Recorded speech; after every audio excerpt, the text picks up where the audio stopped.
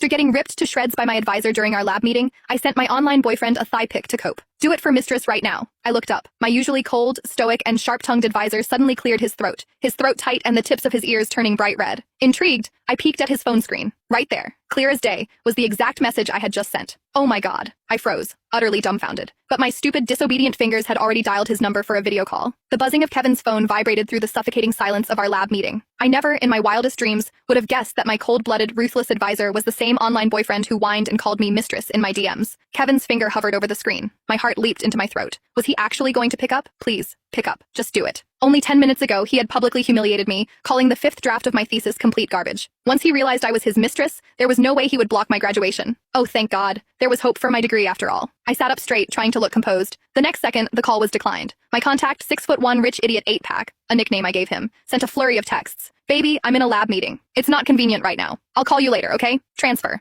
$5,200. Puppylovesyou.gif. I froze, the grin still plastered on my face. Suddenly, Kevin's sharp voice shattered my thoughts. Iris, what are you smirking at? I gasped, jerking my head up. I met Kevin's cold, piercing gaze. He looked absolutely furious, staring at me with zero intention of saving my dignity. When you joined this department, you had no major research experience and barely any academic background. I didn't even want you in my lab. Your counselor practically begged me, saying you were a promising student with raw potential. And look at you now. Your experiments are a disaster. Your writing is absolute nonsense. You don't contribute a single word in meetings, and now you're playing on your phone. Do you not want to graduate? Oh no, I was in deep trouble. My chest tightened with panic. The other students held their breath, their eyes darting toward me in unison. Some looked sympathetic, others confused, and a few just seemed relieved it wasn't them. I had always been a straight A student, sailing through my undergraduate years on a sea of compliments from teachers and admiration from peers. But ever since I started my master's program, I had lost count of how many times Kevin had torn me to pieces over everything from my thesis proposal to my drafts. My face burned with shame. Tears welled in my eyes. But online, he was always so incredibly sweet to me. He would baby me, begging for kisses and telling me how much he adored his mistress. I tried to explain, my voice trembling violently from frustration and nerves. I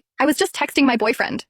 Nobody cares, and nobody wants to hear about your personal drama, Iris. Kevin cut me off coldly. If you can't separate your personal life from professional settings, you can request a transfer to another advisor. I won't supervise you anymore. Kevin wasn't just the youngest tenured professor in the department. His father owned a massive publicly traded company and held significant shares in the university. If he refused to advise me, no other professor would dare take me in for fear of offending him. I would be completely ruined. The blood drained from my face. After a long, agonizing pause, I managed to squeeze out a few words. I understand. It won't happen again. The moment we stepped out of the science building, Nadia, my senior lab partner, turned to me with deep concern. Iris, what were you thinking? Trying to video call your boyfriend right in the middle of a meeting? Because I just found out Kevin is my online boyfriend, and I was losing my mind with excitement. But looking back, it was incredibly risky. I glanced around to make sure we were alone before lowering my voice. Nadia, do you think Professor Pendleton would ever date someone online?